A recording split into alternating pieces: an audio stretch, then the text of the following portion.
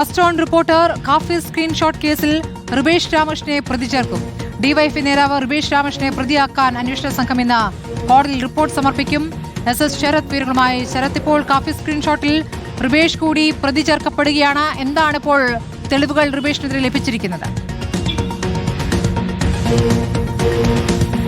നമുക്കറിയാം, കാഫിർ സ്ക്രീൻഷോട്ട് കേസിൽ നേരത്തെ തന്നെ പലതവണ റിബേഷ് രാമകൃഷ്ണനെ അന്വേഷണ സംഘം ചോദ്യം ചെയ്തതാണ്. പക്ഷേ കേസിൽ ഇതുവരെ റിബേഷ് രാമകൃഷ്ണനെ പ്രതി ചേർത്തിരുന്നില്ല. കഴിഞ്ഞ ദിവസം പ്രതി ചേർക്കാൻ സാധ്യത മുന്നിൽ കണ്ട് റിബേഷ് രാമകൃഷ്ണൻ കോടതിയിൽ മുൻകൂർ ജാമ്യം തേടി അപേക്ഷ സമർപ്പിച്ചിരുന്നു. ഇതിന്റെ അടിസ്ഥാനത്തിൽ കോടതി റിബേഷ് രാമകൃഷ്ണന് മുൻകൂർ ജാമ്യം അനുവദിക്കുകയും ചെയ്തതാണ്. ഈ ഘട്ടത്തിലാണ് എന്തായാലും അന്വേഷണ സംഘം അടുത്ത നീക്കത്തിലേക്ക് കൂടി കടക്കുന്നത്. അതായത് റിബേഷിനെ പ്രതി ചേർക്കാനാണ് ഇപ്പോൾ അന്വേഷണ സംഘം തീരുമാനിച്ചിരിക്കുന്നത്. ഈ കേസിൽ ഒന്നാം പ്രതിയായ ജിതിൻ ഭാസ്കർ സ്ക്രീൻഷോട്ട് ആദ്യം അയച്ച ഒരാൾ റിബേഷ് രാമകൃഷ്ണനാണ്.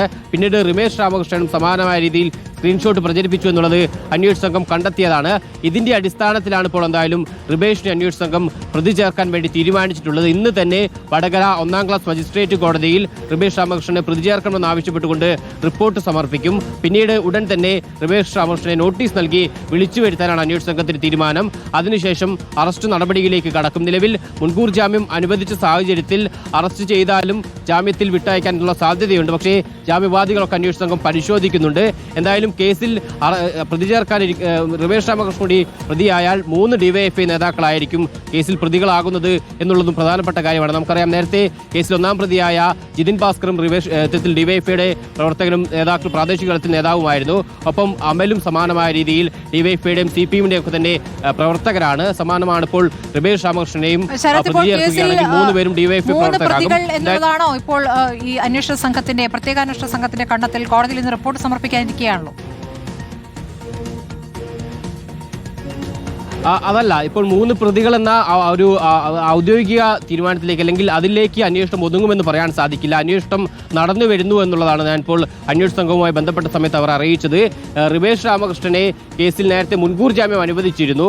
ആ സമയത്ത് കോടതി തന്നെ ആരാഞ്ഞിരുന്നു ഇത്തരത്തിൽ ഇയാളെ പ്രതി ചേർക്കാൻ സാധ്യതയുണ്ടോ എന്നുള്ള കാര്യം. അതിന്റെ അടിസ്ഥാനത്തിലാണ് റിബേഷ് രാമകൃഷ്ണനെ പ്രതി ചേർക്കുമെന്ന് അറിയിച്ചുകൊണ്ടുള്ള റിപ്പോർട്ട് ഇപ്പോൾ എന്തായാലും അന്വേഷണ സംഘം സമർപ്പിക്കാൻ ഒരുങ്ങുന്നത്. ഈ അന്വേഷണത്തിന്റെ പുരോഗതിക്കനുസരിച്ച് കൂടുതൽ പേരുടെ പങ്കുകൂടി പരിശോധിച്ചു. പക്ഷേ കൂടുതൽ ആളുകൾ വരാൻ സാധ്യതയുണ്ട്. നിലവിൽ എന്തായാലും 3 പേരിലേക്ക് 3 പേർ പ്രതികളാണ് എന്നുള്ളതാണ് അന്വേഷണ സംഘം കണ്ടെത്തിയിരിക്കുന്നത്. റിബേഷ് രാമകൃഷ്ണനും ഇതിൽ കുറ്റം ചെയ്തിട്ടുണ്ട് എന്ന് അന്വേഷണ സംഘം കണ്ടെത്തി. അതിന്റെ അടിസ്ഥാനത്തിലാണ് ഇപ്പോൾ എന്തായാലും റിബേഷിനെ കേസിൽ പ്രതി ചേർക്കാൻ വേണ്ടി അന്വേഷണ സംഘം തീരുമാനിച്ചത്. കേസിലെ 2ാം പ്രതിയാവാനാണ് റിബേഷിനെ 2ാം പ്രതിയാക്കാനാണ് അന്വേഷണ സംഘം തീരുമാനിച്ചിട്ടുള്ളത്. ശരി, റിബേഷിനെ കൂടി ഇപ്പോൾ പ്രതി ചേർത്തിരിക്കുന്നു. 3 ഡിവൈഎഫ്ഐ പ്രവർത്തകരായി ഇപ്പോൾ കാഫിർ സ്ക്രീൻഷോട്ടിൽ പ്രതികളായിരിക്കുകയാണ്. SS ശരത്താണ് വിവരങ്ങൾ നൽകിയത്.